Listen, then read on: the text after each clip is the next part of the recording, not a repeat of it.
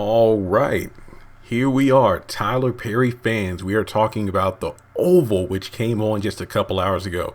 I'm actually in the middle of rewatching it since they replayed the episode at midnight, but we're at the halfway point, so I think now is as good a time as any to talk about the series premiere. And I have to say, I was impressed. The first 20 minutes or so, I was kind of like, this is moving a little slow, but things definitely picked up during the second half. And as the episode went on, I really remember what Tyler Perry was saying, the fact that this show isn't about politics. It's more about the people behind the scenes, the people in the White House, the chief of staff and his, wife, Lily, and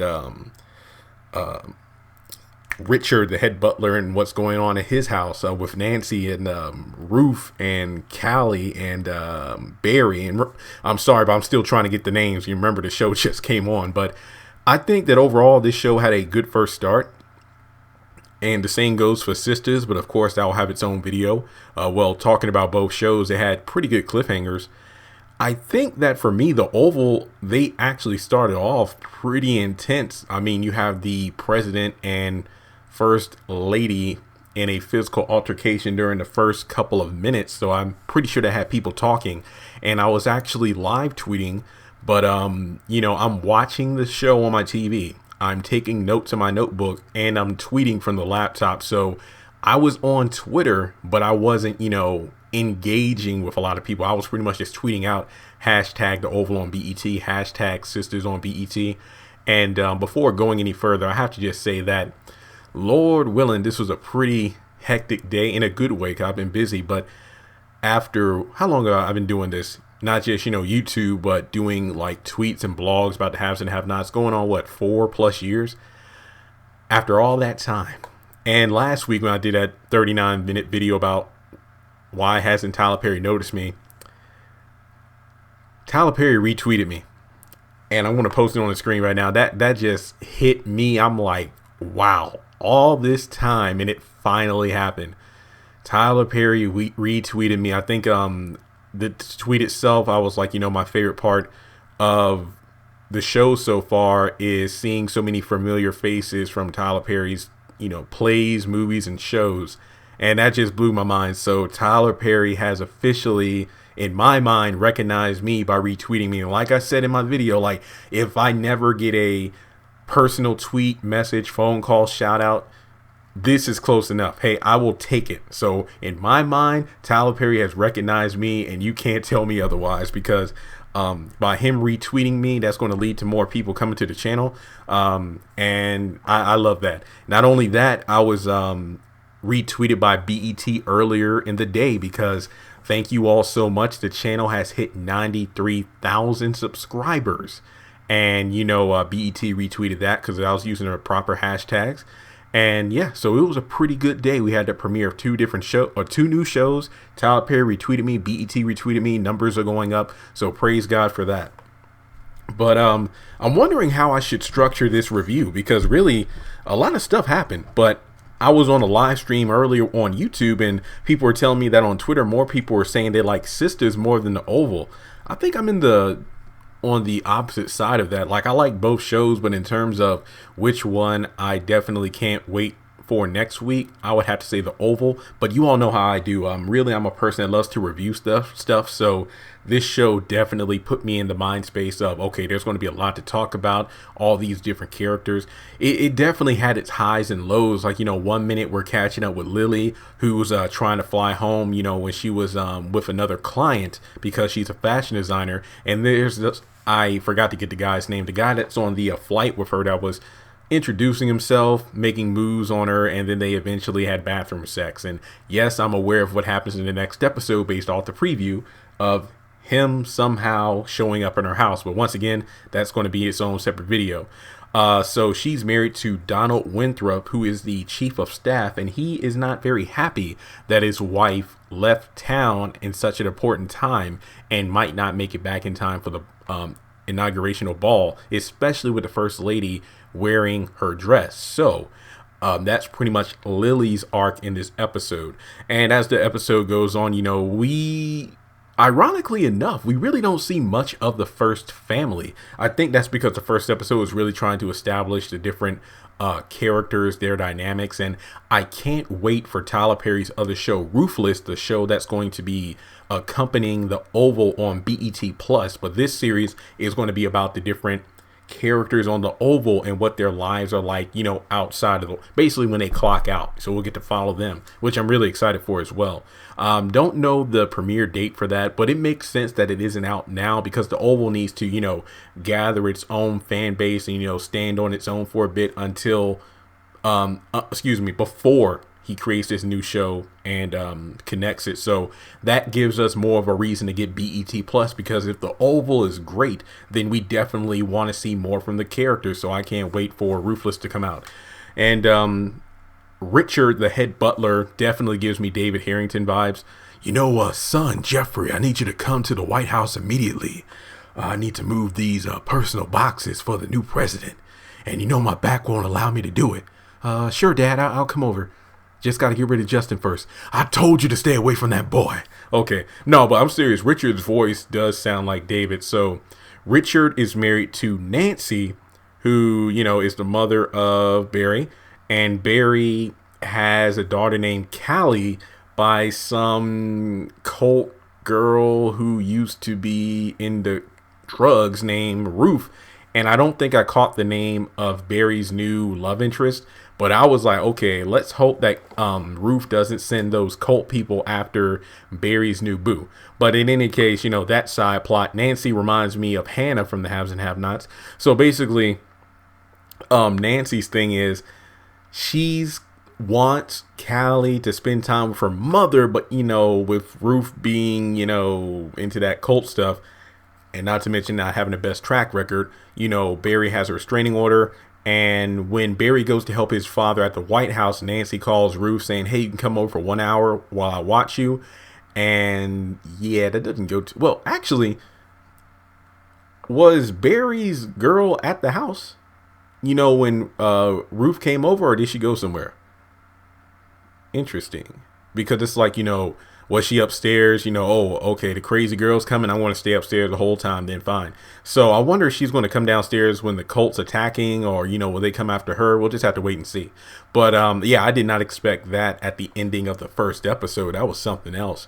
But, you know, she was just trying to be there, do the right thing for her granddaughter and Ruth's sake. But at the same time, kind of violate. It wasn't really her place to do that, especially when you're violating a restraining order that your son put on this crazy girl. But hey, it is what it is. Now, also talking about, let's see. Yeah, Bobby gets to the White House, helps his dad out.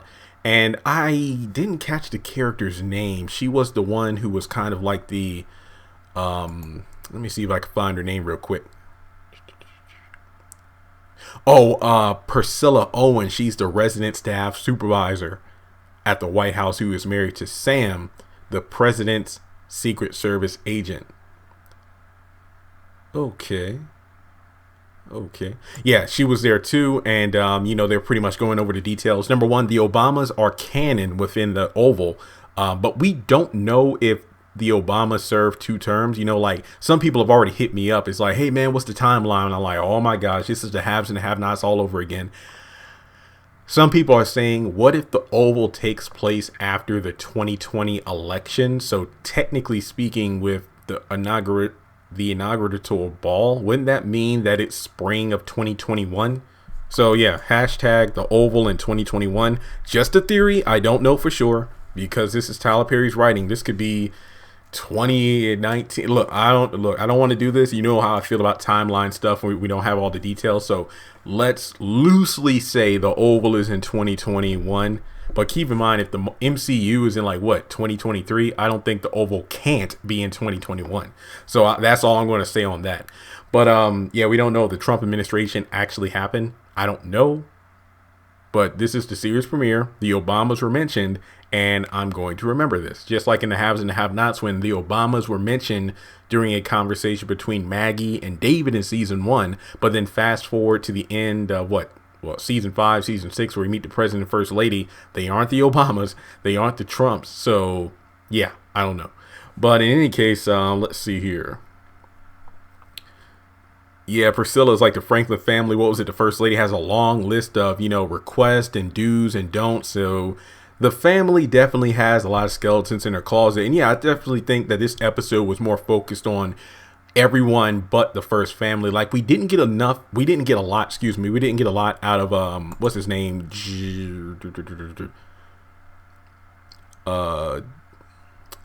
Jason. He is the son.